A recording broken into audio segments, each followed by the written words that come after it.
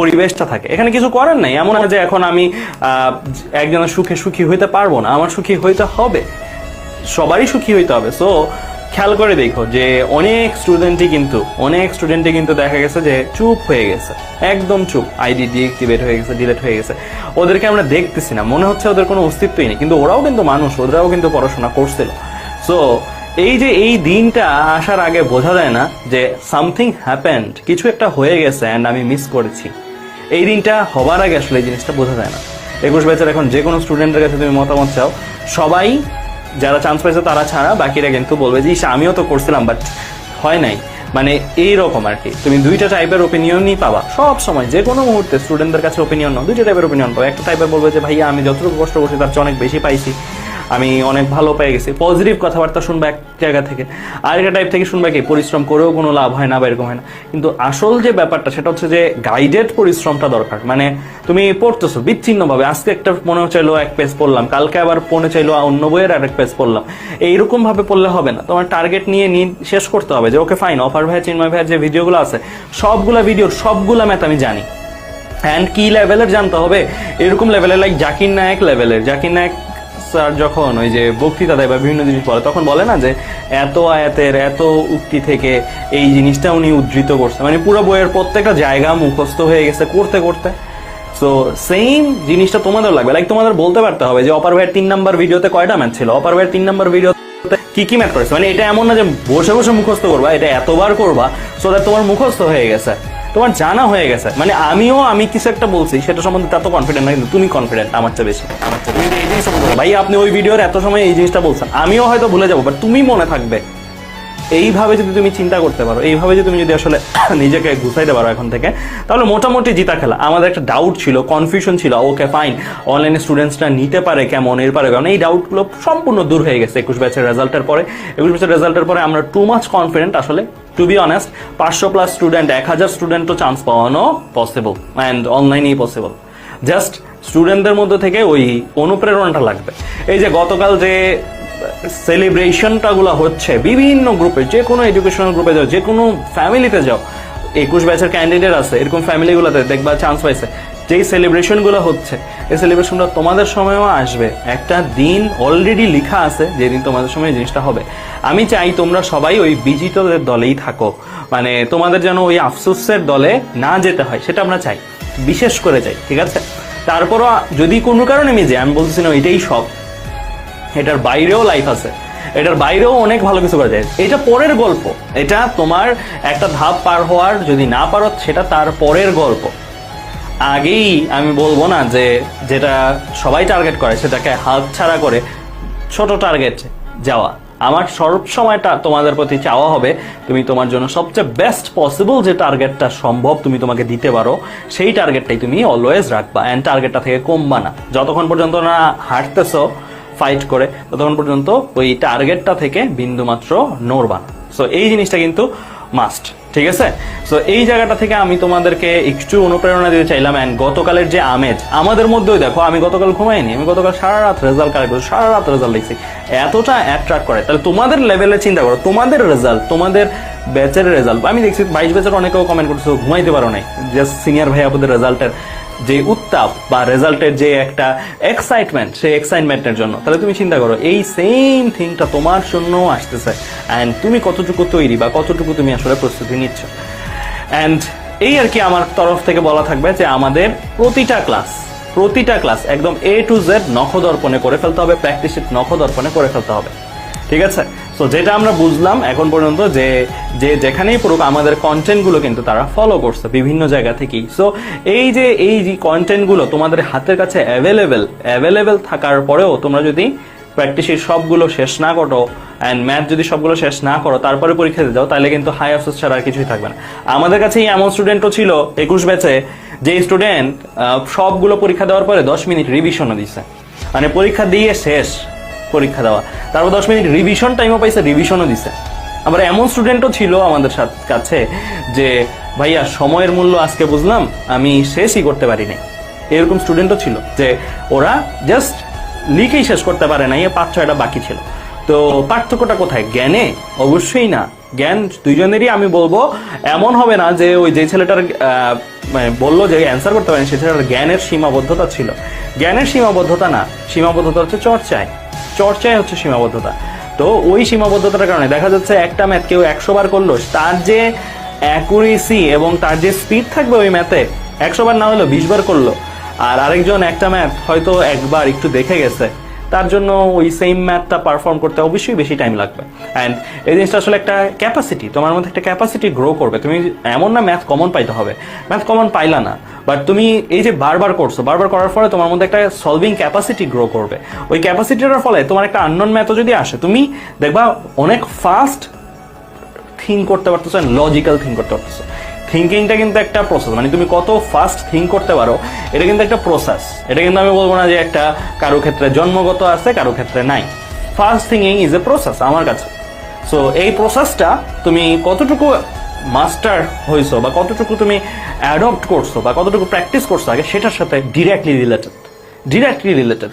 তুমি যদি 100 বার প্র্যাকটিস করো তাহলে তোমার যে থিঙ্কিং ক্যাপাসিটি হবে নতুন ম্যাথের বেলায়, তুমি 5 বার প্র্যাকটিস করছো, 1 বার প্র্যাকটিস করছো, তোমার থিঙ্কিং ক্যাপাসিটি ওর মতন হবে না, এটা অবভিয়াসলি, ঠিক আছে? সো এই জায়গা থেকে কে কতটুকু ভালো করতে পারো সেটা আসলে দেখার বিষয়। আর আরেকটা জিনিস বলি, যেহেতু এই ব্যাচে আসো, দ্যাট মিনস আমি ধরে নিতে পারি তোমাদের ইঞ্জিনিয়ারিং টার্গেট, সবার engineering target is safest target among all targets. আমি বলবো ডাক্তারি টার্গেটে একটা পরীক্ষা থাকে, না পারলে 1 ঘন্টার এক্সাম, দেখা যাচ্ছে যে তার 1 বছর ওয়েট করতে হয়, বা ডেন্টালের জন্য ওয়েট করতে হয়, ঠিক আছে? আর কোনো নাই কিন্তু অপশন, সেম প্রিপারেশনে আর কোনো অপশন নাই। এরপরে আমি যদি আসি ইঞ্জিনিয়ারিং কিন্তু দেখো তুমি ভার্সিটিতেও একটা অ্যাডভান্টেজ পাবে। এবার ভার্সিটির রেজাল্টটা দেখে, আচ্ছা 1 দিন পরে ভার্সিটির রেজাল্টটা না, আমি এতটুকু বলতে পারি আমাদের স্টুডেন্টসরা বুয়েটে যতটুকু চান্স পাইছে তার চেয়ে বেশি ভার্সিটিতে পাবে 100%, নো ডাউট অ্যাবাউট ইট।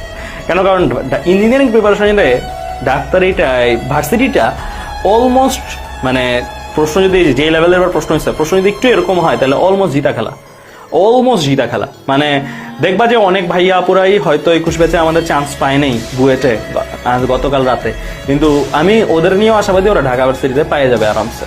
কারণ ঢাকা ইউনিভার্সিটির গেমটাই এরকম যে বুয়েটে যারা টপ 20 বা টপে থাকে, বা টপে না, জাস্ট চান্স পাইছে, তাদের জন্য ঢাকা ইউনিভার্সিটির অলমোস্ট, মানে সে যেই নলেজ গ্রো করে, সে যদি বায়োলজিটি জাস্ট একটু রিভাইজ করে যায়, সে যদি ম্যাসিভ ভুল না করে, পরীক্ষায় সেট কোডের ভুল বা এইসব ভুল না করে, তাহলে তার চান্স মোটামুটি ঢাকা ইউনিভার্সিটিতে হয়ে গেছে বলতে পারি আমরা।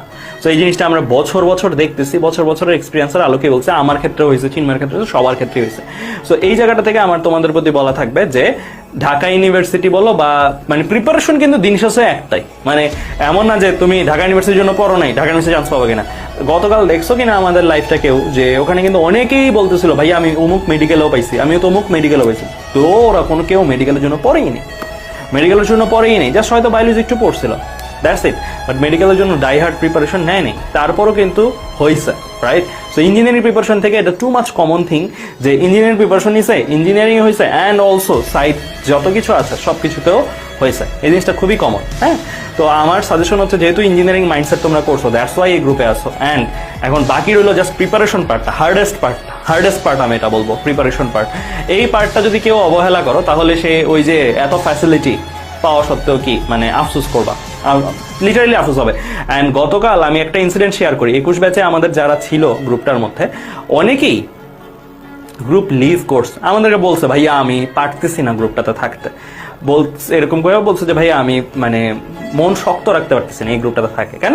কারণ সবাই চান্স পাচ্ছে, সবাই বলতেছে আলহামদুলিল্লাহ এততম ভাইয়া এত সাবজেক্ট, এই আবার অনেকে পোস্ট দিচ্ছে এরকম যে বুয়েটের ট্রিপলিতে যারা আছো তারা এই মেসেঞ্জার গ্রুপ খুলেছি তাদেরকে নিয়ে, তারা আমাকে নক দাও, বায়োমেডিক্যালে যারা আছো তারা নক দাও, সিভিলে যারা আছো তারা নক দাও, এরকম করে ওরা নিজেরা সাবজেক্ট ওয়াইজ ইউনাইটেড হচ্ছে আলাদাভাবে। অ্যান্ড আমাদের আল্লাহর মধ্যে কমিউনিটি এত স্ট্রং, আমাদের থেকে এতজন চান্স পাইছে যে আমাদের এমন হচ্ছে না যে কেউ একটা ডিপার্টমেন্টে একা চান্স পাইছে আমাদের থেকে, এমন হয়েছে যে একটা ডিপার্টমেন্টে আমাদের থেকে 10 জন, একটা ডিপার্টমেন্টে আমাদের থেকে 45 জন, একটা ডিপার্টমেন্টে আমাদের থেকে 20 জন, এরকম করে ভর্তি হচ্ছে। দ্যাট মিনস ওরা আগে থেকেই আমাদের কাছে পড়ছে, অ্যান্ড ওরা বুয়েটেও একসাথে পড়বে। এটা আমি বলবো আনবিলিভেবল একটা জিনিস। But on the other hand এটাও চিন্তা করো, তুমি যদি তুমি চান্স পাওয়াদের দলে না হও অ্যান্ড তুমি এই জিনিসগুলো দেখো, ধরো এই গ্রুপটাই, এই যে এখন যে গ্রুপটা আছে এই গ্রুপটাই যেটাতে ক্লাস নিচ্ছি, এই গ্রুপটাই একটা সময় পরে, আজকে থেকে বেশি দূরে না, কয়েকটা মাস পরে জাস্ট ছেয়ে যাবে, আমি এততম, আমি এততম, আমি এততম, কয়জন চান্স পেয়েছে, এতজন চান্স পেয়েছে, আমরাও তাদেরকে নিয়ে ব্যস্ত হয়ে যাব। তখন তুমি যদি চান্সটা না পাও, তুমি চিন্তা করো যে ওই টাইম মোমেন্টটাতে তোমার কতটা লোনলি লাগবে। মানে চারপাশে সবাই আছে, তারপরে মনে হবে তুমি সব থেকে একা মানুষ পৃথিবীর, কারণ তোমাকে নিয়ে কেউ কথা বলতেছে না, তোমাকে নিয়ে কেউ জানতে চাচ্ছে না। সো আমি চাই না যে ওই মোমেন্টটার কেউ শিকার হওয়া। এটা কিন্তু উদ্দেশ্য প্রণোদিত না, এমন না যে এখন আমরা সব সেলিব্রেশন অফ করে রাখতে পারবো, কারণ অবভিয়াসলি যারা চান্স পাইছে, অনেকে ভাবতে পারে যে হ্যাঁ যারা চান্স পাইছে তাদের সেলিব্রেশনটা বন্ধ রাখলেই তো পারে। তাহলে তো ভাই কারো কোনো সময়ই সেলিব্রেট করা উচিত না, কারণ যে সময় কেউ একজন জন্মগ্রহণ করতেছে সেই সময় থেকে একজন মৃত্যুবরণ করতেছে, তাহলে যে জন্মগ্রহণ করতেছে তার জন্য তো খুশি কেউ হইতে পারবে না, রাইট? সো এই জিনিসটা দুনিয়ার নিয়ম, একটা জায়গায় বাঁশি বাজতে থাকবে, একটা জায়গায় আগুন জ্বলতে থাকবে, এটা দুনিয়ার নিয়ম। সো এখন এই জায়গাটা থেকে আমার সাজেশন হবে যে ওইটা সলিউশন না, গ্রুপে সেলিব্রেট করো না, গ্রুপে জানাইও না, তোমরা গ্রুপে পোস্ট দিও না তোমরা চান্স পাইছো, যে এটা সলিউশন না। সলিউশন কি? সলিউশন হচ্ছে তোমার ওই দলটাতে ঢুকতে হবে, এটাই সলিউশন, এর বাইরে সলিউশন নাই। অনেকে তখন লেফট করবে, বাট লেফট করলে এটাও সলিউশন না, কারণ সে আসলে কতটুকু কোথা থেকে লিভ করবে, সে কি পৃথিবী থেকে লিভ করবে? মানে তার সোসাইটি নিয়ে চলতে হবে। অ্যান্ড হ্যাঁ, তার তখন নতুনভাবে বাঁচতে হবে, নতুনভাবে বাঁচার শক্তিটা লাগবে, অ্যান্ড সেটাও আমরা যোগাবো অবভিয়াসলি অনেক ডিফারেন্ট নোট। হয়তো বুয়েট এক্সাম শেষ হয়ে যাবে, তারপরে যখন তোমাদের সাথে কেউ চান্স পাবো না, তাদের সাথে আমরা এটা আলাদা সেমিনার, আলাদাভাবে তাদের জন্য বেস্ট পার্টগুলো দেখাই দিব যে এই জিনিসগুলো তোমরা করো। কিন্তু আমি এতটুকু বলতে পারি যে গতকালও আমাদের গ্রুপ থেকে আমাদের প্রিয় অনেক স্টুডেন্টই দেখা গেছে যে লিভ করছে জাস্ট বিকজ অফ এটা, যে আমাদের প্রতি কোনো রাগ না, আমাদের প্রতি কোনো অভিমান না, জাস্ট এই কারণে যে ওরা বাকিদের সাকসেস দেখে কিছুটা হইলেও কষ্টে আছে বা কষ্ট পাচ্ছে, বা মনে হচ্ছে যে এটা নিজের না জায়গাটা, এরকম মানে আপন লাগতেছে না আর কি জায়গাটা, যে জায়গাটাতে তারা এতদিন ক্লাস করছে সেই জায়গাটা আপন লাগতেছে না। তো এই জিনিসটা খুবই প্যাথেটিক একটা ফিলিংস। অ্যান্ড এই জিনিসটা যদি তোমাদের মধ্যে কারো হয় তাহলে তোমরা আসলে বুঝবা, এই জিনিসটা আসলে কখনো এক্সপিরিয়েন্স না করার আগে জীবনেও বুঝবা না, যতই বলি না কেন। এটা ওইরকম হবে আর কি, যে এই ফলটা অনেক মজার, আমি খাইছি, তোমরা খাইলে বুঝতে পারবা। যতক্ষণ পর্যন্ত নিজে না খাবো ততক্ষণ পর্যন্ত ওই জিনিসটা স্বাদটা অনুভব করতে পারবা না আর কি। তো এই জায়গাটার মধ্যে থেকেই আমি বলতে চাই যে ওই সাইড অফ ইট, যে ইমেজটা তোমরা হয়তো আমাদের গ্রুপটাতে দেখতেছো না, হয়তো অন্য কোনো গ্রুপে দেখতেছো না, সেই সাইড অফ ইটের কথাটা আমি তোমাদেরকে বললাম। সেই সাইড অফ ইটটাও কিন্তু আমাদের এখানে অস্তিত্ব রাখে। হ্যাঁ, আমাদের গ্রুপে পড়ছিল কয়জন? 4000 জনের মতন। চান্স পাইছে কয়জন এখন পর্যন্ত বুয়েটে? 320 জন। তাহলে দেখো সাফল্য আর কোনো কারণে পা পিছলে যাওয়ার হার কতটুকু, সাফল্যের হার কতটুকু। 320 ডিভাইডেড বাই 4000 দাও, তারপরে দেখো কতটুকু। খুব বেশি বড় পার্সেন্টেজ না কিন্তু, রাইট? দ্যাট মিনস বোঝা যাচ্ছে যে একটা বড় জনগোষ্ঠী কিন্তু সাইলেন্ট থাকতে হচ্ছে পরিস্থিতির চাপে, কিছু বলতেও পারতেছে না, কিছু সহ্য করতে পারতেছে না। সো এই গ্রুপেও যে এটার চেয়ে ব্যতিক্রম হবে তা না। আমি চাইলেও হয়তো সবাইকে বুয়েটে চান্স হবে, হ্যাঁ এতটুকু বলতে পারি, এই গ্রুপের সবার চান্স হবে, কুয়েট, রুয়েট, চুয়েট, সাস সবকিছু মিলাই চান্স হবে, এতটুকু বলতে পারি, যদি হচ্ছে সবাই ডেডিকেটেডলি পড়ে। বাট আমি এতটুকু বলে দিতে পারবো এখন থেকে যে বুয়েটে সবার হবে না, বা এটা পসিবল না আর কি, বুয়েটে সবার হবে না, কিছু পার্সেন্টেজের হবে। লাইক ধরো 30% বা 40% বা 50%, এখন 2000 জন আছি, 40% যদি হয় আমরা 500+ টার্গেট করতে পারি। তো 500+ ধরলেও বাকিগুলোদের বাদ দিলে দেখো কত বড় একটা অংশ বাদ চলে যাচ্ছে। এই অংশটা কিন্তু বিরাজ করবে। এখন ডিসাইডিং ফ্যাক্ট হচ্ছে কারা ওই অংশটা থাকবে, কারা এই অংশটা থাকবে, এটাই। সো এই হচ্ছে ভাইয়ার তরফ থেকে বলার। আমার আজকে ক্লাসটা নেওয়ার উদ্দেশ্য প্রথমত ছিল এই কথাগুলো বলা, জাস্ট বিকজ অফ তোমাদেরকে সচেতন করা। আজকে থেকে 6, 7, 8 বড় জোর এই কয়েক মাস পরে আসলে তোমাদের সেম মোমেন্টগুলো